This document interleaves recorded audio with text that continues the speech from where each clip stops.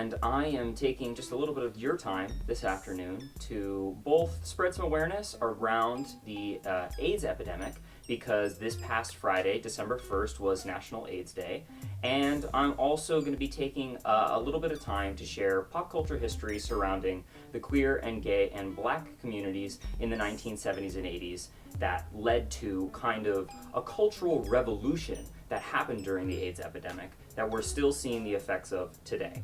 This is also a really good opportunity for me to get out of the way that this is my final project for my Women and Gender Studies class. So shout out Molly, I know you're watching.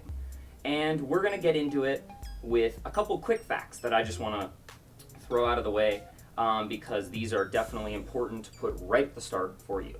So there are currently 1.2 million people living in the United States with the HIV virus, which it develops into the AIDS disease. This virus disproportionately affects lower income communities and minority groups in the United States, with African American populations receiving 40% of new infections this past year, and the Hispanic population facing 29% of new infections of HIV. Alright, so as I said, the virus was discovered in 1981, and it likely existed in US population since the late 60s and developed throughout the 1970s. But it wasn't given an official name until the early 80s, and people were reportedly dying from a mysterious disease that not many people knew the symptoms of or the effects of. So with this kind of strange, mysterious, air to it, and also most infections coming from lower income communities and disproportionately affected minority groups, there was a very, very large emphasis to kind of not talk about the disease because it would project a light onto less desirable parts of the society. So this factors perfectly into the 1980s, because as we were segueing into the 1980s, guess who was president? Ding, ding, ding, Ronald Reagan. He ushered in this kind of era that had been existing, and it was been prevalent for past 2,000 years of human history at that point, but he really loved to make money, and he really revolutionized the concept of making money in America and the world. And to do that, it required the steamrolling of quite a lot of people and groups.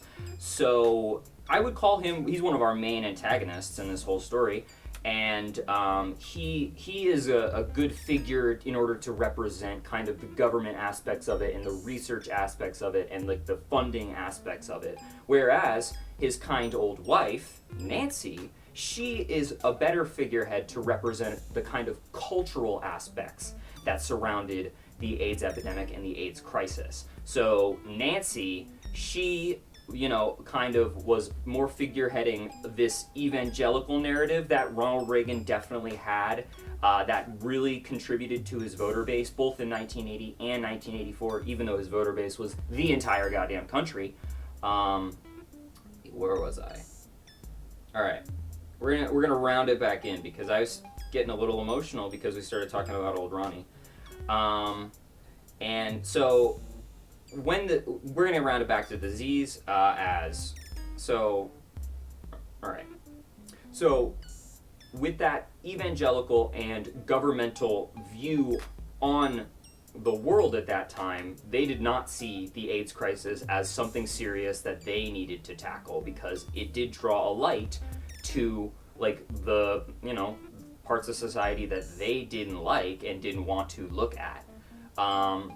So them, I don't have any evidence for them actually directly calling it the gay plague, but during Ronald Reagan's presidency, under his influence, many people referred to it as the gay plague, causing silence about any public discussion or advocacy surrounding the virus. And the general silence surrounding this issue was mounting as bodies piled up in the United States. And that was not helped by Ronald Reagan's meek government response, not actually even acknowledging it until 1983, 2 years after the virus was discovered, and not actually making any meaningful action until 1987.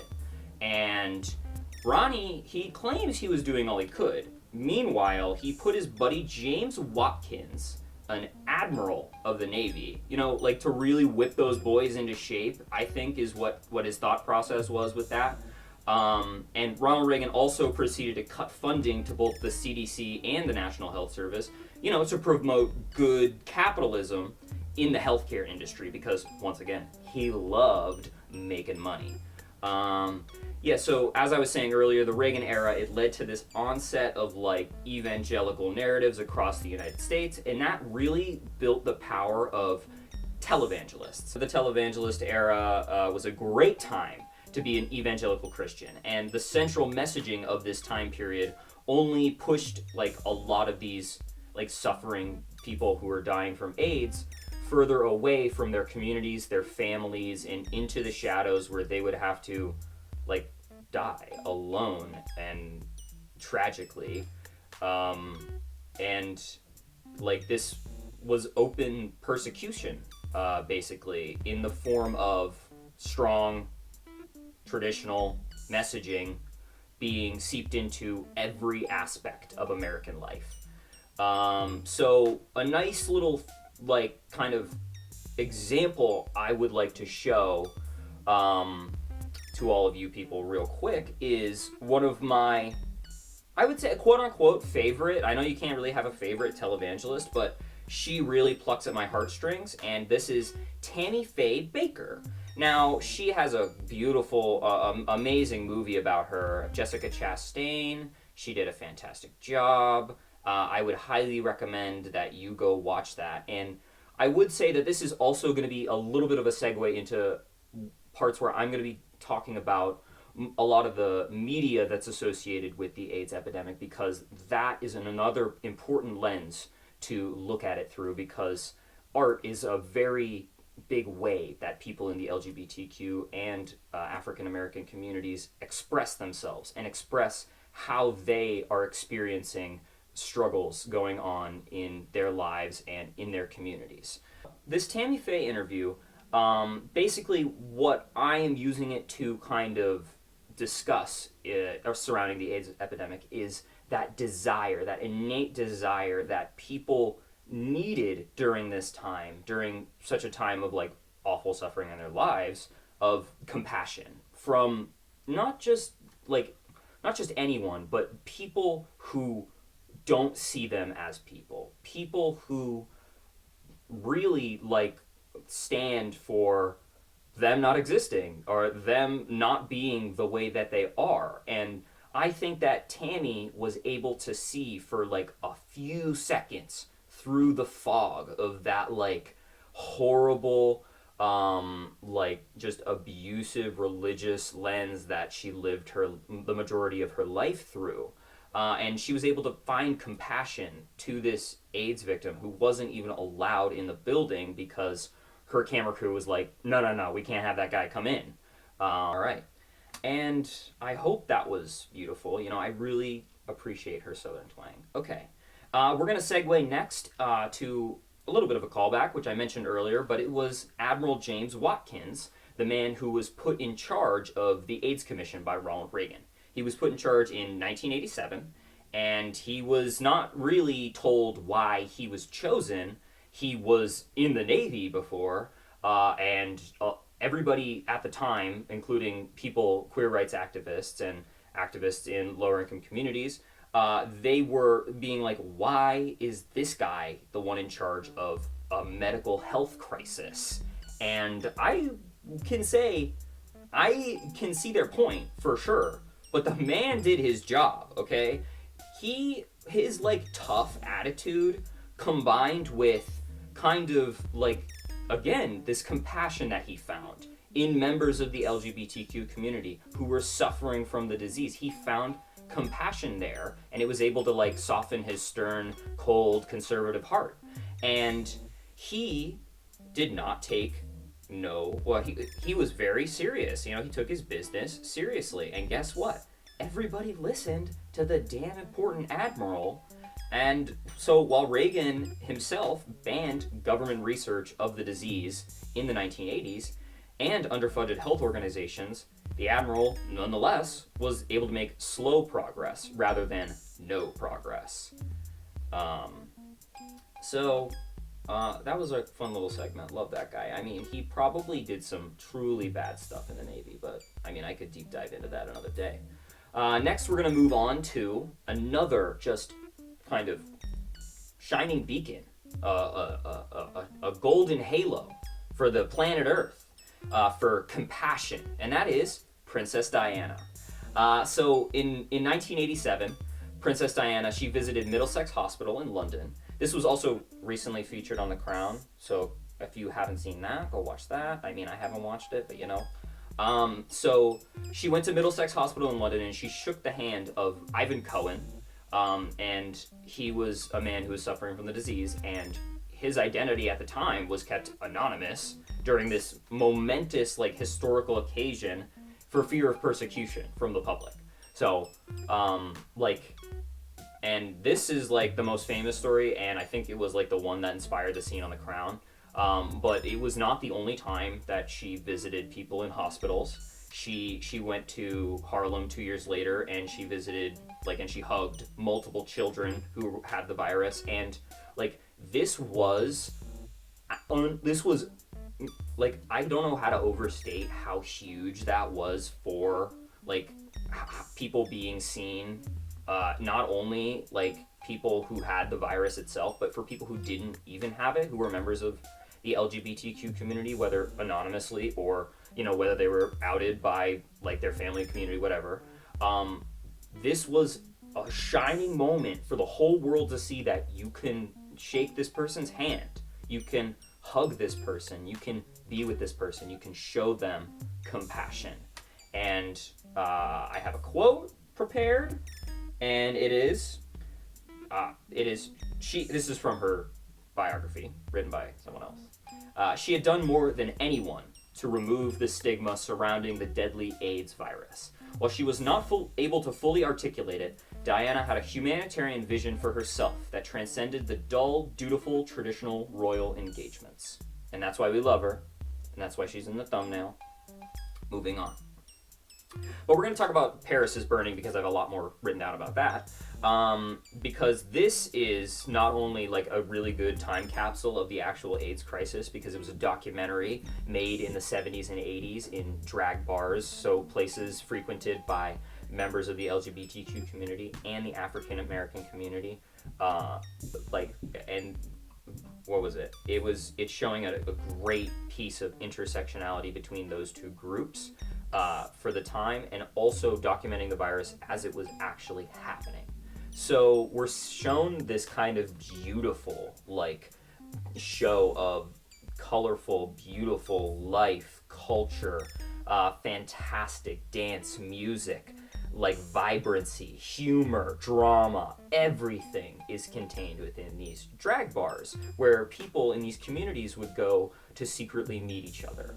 And they would do shows, balls, they were called, drag balls, in order to, like, portray the suffering that they were experiencing in the outside world. They would take them to these drag balls and incorporate it into a fantastic display of kind of themselves and what they were going through and who they are. And that sentiment is something that is so close to my heart. I think that someone's experience with the world should flow into them, through themselves, and then back out into whatever they do in their lives. And I think that this movie is an amazing, like, show of what a great leap forward could look like for all of us. And it also, obviously, it shows just a lot of the like the tragic stories of some of these people, some of these stars who had to go through the virus alone, away from their families, as I've been saying over and over and over again. This is starting to get to me, but we're gonna keep pushing. Another piece of media that you should check out in relation to the AIDS virus is a show called Why Women Kill. Now, it stars Lucy Liu, who I love because I love a lot of people. But Lucy Liu, she portrays, like, a beard, to this man who is gay. She didn't know when she married him, and they'd been married for like 10 years, but it was working out. And then she finds out, and around the time that she finds out is the time that it's set in the 1980s. So obviously, it's the time when the AIDS virus becomes prevalent and he becomes infected with it because he lives in Los Angeles, which was one of the early originating places of the virus. And it's a very good like capture of that period of 1984 to 1987 where like you got to see how these people's lives were slowly eroded away from them, and like everything they knew, loved, and cherished and had in the world was slowly taken away by medical bills, by them losing their loved ones, by them losing a sense of community, them losing their country club positions. Like, you can't take, the country club away from the gays. You can't do it, okay? They need it. All right, got worked up again. Let's keep going.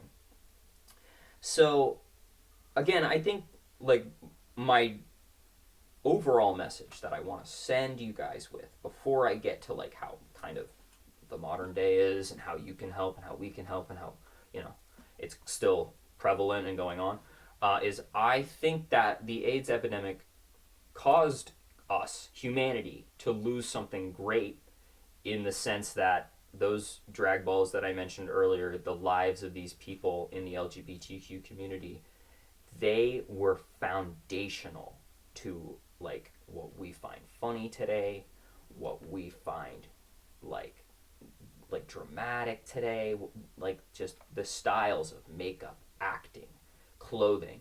It has a deep rooted history in early drag culture, and I think that the reason there wasn't much more development and kind of just like a recycling of the ideas, repackaging it into a nice little box for the modern, like the masses to see in like this kind of, I don't know, pop culture way, was because all the people who came up with those ideas died during the AIDS epidemic.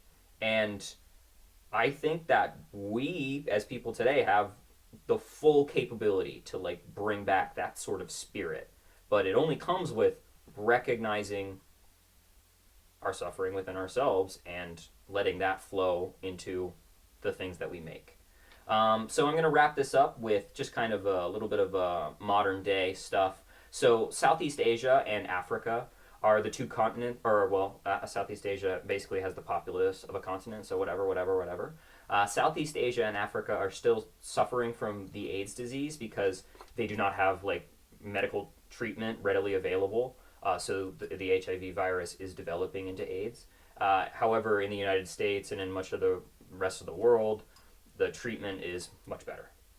However, the transmission of HIV is still a major issue.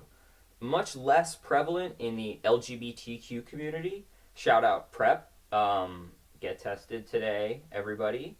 However, the dramatic rise of meth and opioid use following the 2008 financial crisis has kept like infections steady through shared needle transmission.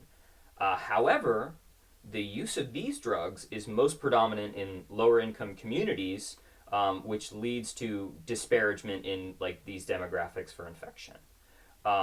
So like what that means is essentially the virus has a higher percentage in African Americans and Latino communities because it more disparagingly affects lower income, and there is an income inequality issue across the entire planet. The fix for the crisis in the modern day is absolutely not simple at all, and it requires like a complete major overhaul to wide-ranging aspects of our society, like going all the way from like zonings of suburbs to cities, like to just having universal health care for people. So, like, I mean, get on that. I will link charities that you can donate to in the description. Thank you very much. Have a nice day.